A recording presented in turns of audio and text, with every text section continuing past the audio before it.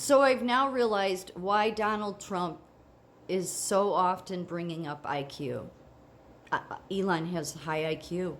He's a high IQ individual, high IQ. I finally understand. Which, I mean, I did understand some of it. So but I'm going to tell you why this is really, it's significant. So it's been a revolution of common sense, okay? And you can say, so young people think they know it all oftentimes, young adults. I mean, that goes on in every generation. But there's some, like in the tech industry, that they get together. I'll show this event that they've only had a couple events. There's nothing wrong with the event. It's a bunch of young people getting together, and everything is on the table. They can talk about whatever they want. They can talk about whether gender is, only two sexes and all of this stuff, okay? But what really the young people need to be taught is that you do not have wisdom. I don't care how brilliant you are. You do not.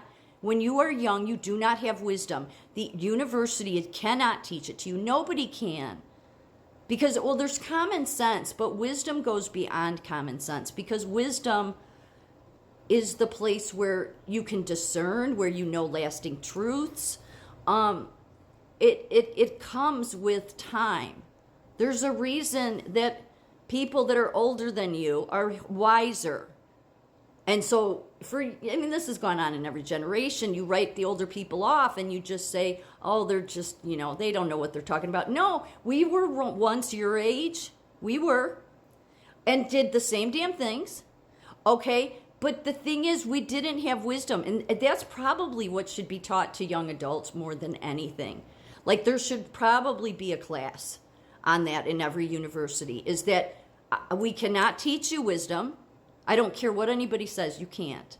You can learn knowledge, you can learn skill, you can gain your academia, but you will not get, I actually go as far as to say wisdom only comes from God. True, the ultimate wisdom, where just a knowing about things, you just know. Where, in a factual wisdom way, though, if that makes sense. But ultimately, you can't gain any of that from any university, okay? And the reason I'm saying this is because this event, that they've only had 2 balls, this Hereticon Apocalypse Ball, they've only had two. I think this October is it's like goes from October 28th to like the 31st, okay? And so there's nothing wrong with it. It's a bunch of young people, many in tech, that get together and everything. I'm going to say what this person that went to one of these events, what they heard, what people were talking about. And there's nothing wrong with talking about these things. The problem is that all of these things have ended up landing in what the rest of us have had to live with, because of the fact that you guys that are young are not taught that you are not smart until you have wisdom. You're just not. That's the reason why AI, even though it's faster than humans in gathering information, it, in my opinion, can never truly be smarter, because wisdom is something that that you can't train it to be. Now, I think that the tech giants would like to use all of us so that their hope is the big AI system will learn wisdom from all of us. No, because it comes from a different place. It really does. That's why you see, that's why I get so aggravated with many of the few on the left that are still over there. They're the highest of educated. They're filled with hate, but they're the highest of educated. They have no insight because they have no wisdom. There's no wisdom. So they have based their entire identity on all of their degrees, all of the letters after their name, and they say they're so smart because they talk right and they say the right things, how this world has trained them to talk. And it's like, yeah, and you don't have wisdom, which is why you don't know yourself well enough. Which brings me to Peter Thiel, because that's what really it's all about. So this Founders Fund, this was started by Peter Thiel. Yeah, I mean, there's nothing. I don't want to. Well,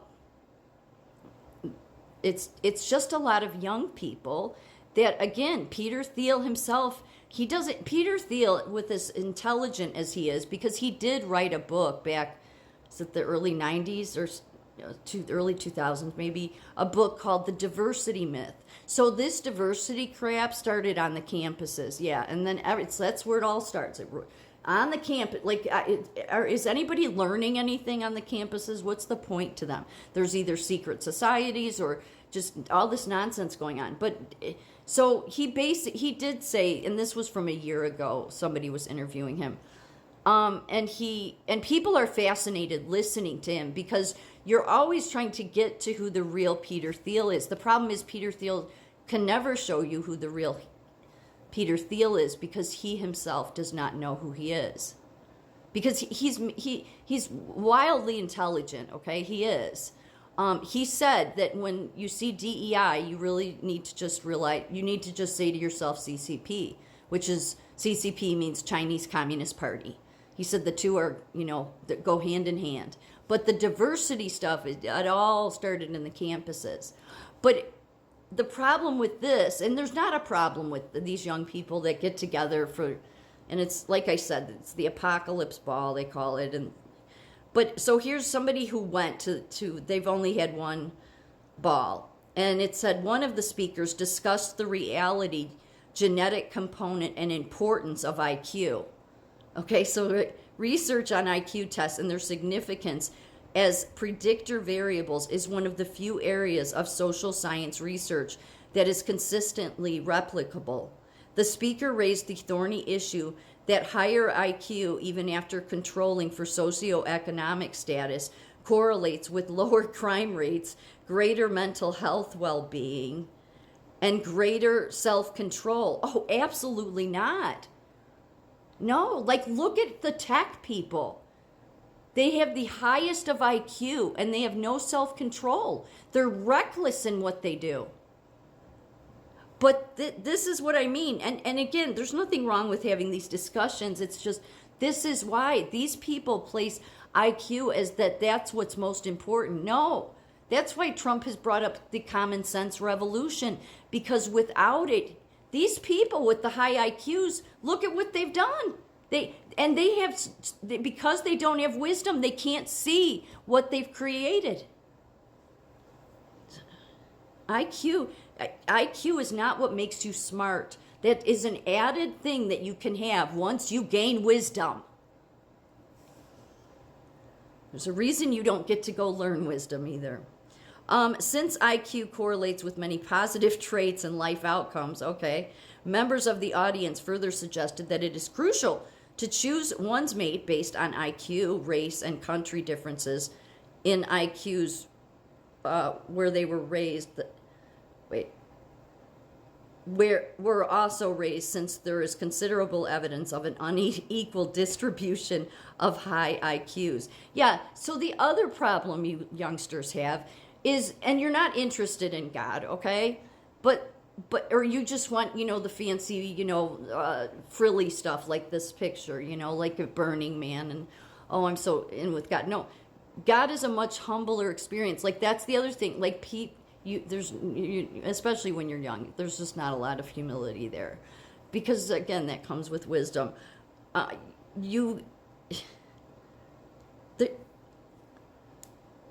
All I'm trying to say is IQ is not what makes somebody smart, because if it did, our world would not be where it is right now.